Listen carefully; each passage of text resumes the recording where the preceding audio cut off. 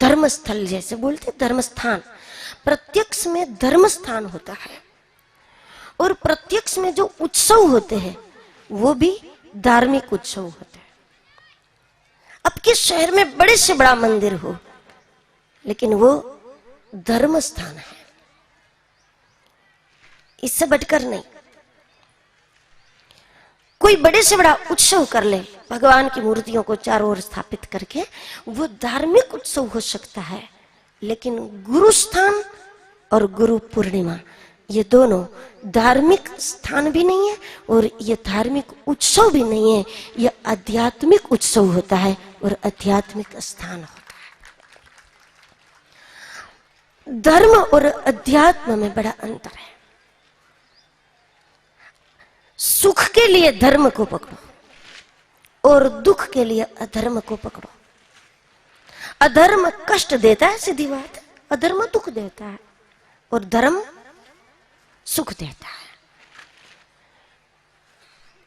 न सुख टिकता है न दुख टिकता है। धर्म करो, सुख जरूर होगा, आपको जरूर मिलेगा, लेकिन वो सुख कभी भी आपको टाटा कर देगा। पाप करो, अधर्म करो, कष्ट होगा, लेकिन वो कष्ट भी कब तक रहेगा, वो भी एक बार चला जाएगा। न सुख टिकता है, न सुख रुकता है आपके जीवन में, न दुख रुकता है आपके जीवन में, लेकिन रुकने वाली जो चीज है वो केवल गुरु देता है। वो आनंद है जो एक बार आने के बाद आ जाता है। आनंद धर्म से नहीं होता, आनंद अध्यात्म से होता है। सुख के बाद दुख होता है, लेकिन आनंद के बाद कुछ नहीं होता। यदि आप एक बार बोल दो कि हमको आज बहुत आनंद आया, और यदि कल आप दुख में हैं तो समझ लो आपको आनंद नहीं आया था, मजा आया था, सिर्फ मजा आया था, वो आनंद नहीं है। आनंद कभी होता नहीं है किसी को, आनंद किसी का नहीं होता, आकाश की तरफ होता है। लेकिन एक बार आनंद किसी में भर जाता है, किसी का हो जाता है, तो फिर आनंद कभी वहां से हटने का नाम नहीं लेता, उसको आनंद बोलते हैं। और प्रत्यक्ष में गुरु स्थान अध्यात्म केंद्र है। जिसको भी कोई महान गुरु मिल जाएगा उसको धर्म और अधर्म दोनों से बाहर कर देगा। और सबसे बड़ा प्रमाण श्रीमद् भगवत गीता, भगवान कृष्ण गुरु के रूप में थे। कृष्णम वंदे जगत गुरु। कृष्ण गुरु के रूप में अर्जुन के लिए, और अर्जुन ने भी माना और कहा कि शिष्यस्ते हम साधिमाम त्वाम प्रपन्नम, मैं आपका शिष्य हूं। जब अर्जुन शिष्य बना, कृष्ण तो है ही जगत गुरु, और ऐसे में जगत गुरु कृष्ण ने अर्जुन का रथ न केवल कौरवों से दूर किया, भगवान ने उसका रथ पांडवों से भी दूर किया। गीता अर्जुन को मिली कौन सा केंद्र था? पांडवों के बीच में जब तक अर्जुन रहा तब तक कृष्ण ने उसको गीता नहीं सुनाई। कौरवों के साथ मिल जाता तो कृष्ण उसको गीता नहीं सुनाता। लेकिन अर्जुन को गीता सुनने का मौका तब मिला जब वो पांडवों पक्ष से भी हट गया और कौरवों से भी हट गया, और जब वो बीच केंद्र में जाकर के खड़ा रहा तब कृष्ण ने उसको गीता सुनाई कि तुम अधर्म छोड़ो, लेकिन अब धर्म भी छोड़ो। धर्म और अधर्म दोनों से ऊंचा उठा लिया उसको। अध्यात्म आकाश है, और इस धरातल पर गुरु के अलावा किसी की देन नहीं हो सकती। अध्यात्म अमृत है। प्रत्येक व्यक्ति को जो अध्यात्म का केंद्र है, जो गुरु स्थान है, वहां केवल एक आशय को और एक उद्देश्य को लेकर प्रवेश करना चाहिए। केवल अमृत की उपलब्धि के लिए प्रवेश करो, केवल अमृत की उपलब्धि, यही हमारा उद्देश्य हो कि हमको अमृत मिल जाए। फिर इसका अर्थ ये नहीं कि कटोरे में लेकर आपको कोई अमृत दे दे, दूसरों को धक्का लगा के आप बैठ जाओ तो आपको अमृत मिल जाए। लेकिन अध्यात्म की दुनिया में अध्यात्म का पर्याय अमृत है।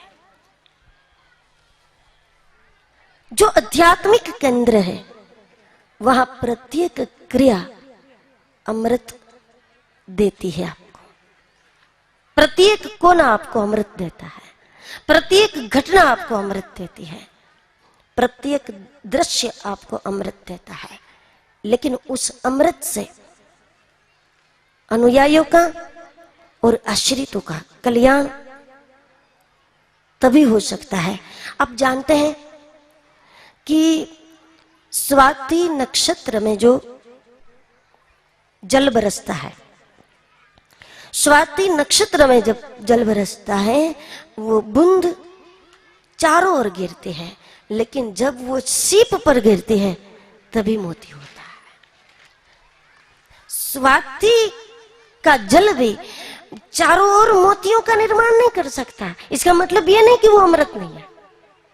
स्वाति नक्षत्र में जब जल बरसता है, जब बारिश होती है, तो उस बारिश में, उस बरसात में वो बारिश, वो जल पहाड़ पर भी होती है, पत्थर पर भी होती है, लकड़ी पर भी होती है, पानी में भी होती है, नदी में होती है, घर पर होती है।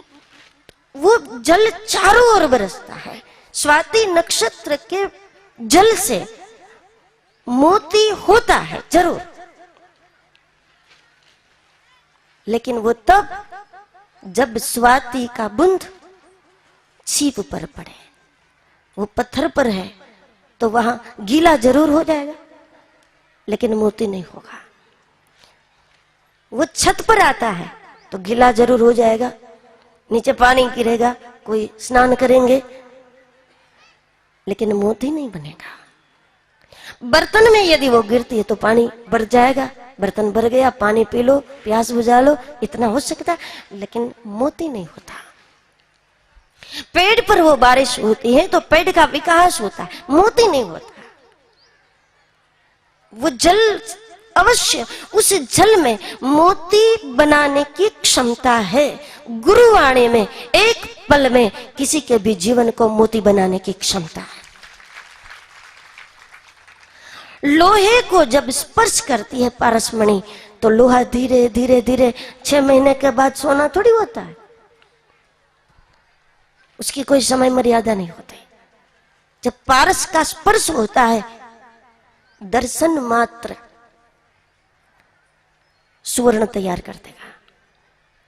स्पर्श मात्र, पारस का तो स्पर्श लोहे को स्वर्ण बनाता है, जबकि गुरु की दृष्टि मात्र लोहे को स्वर्ण नहीं दूसरा पारस भी बना देती है।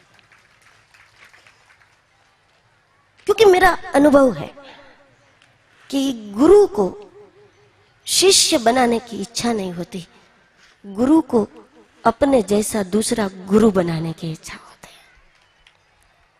इसलिए जब आपका जीवन मोती नहीं बन रहा तो फिर इसके लिए किसी प्रकार की शंका बारिश पर न करो, स्वयं छिप बनने की तैयारी करो, तब कुछ परिणाम होगा।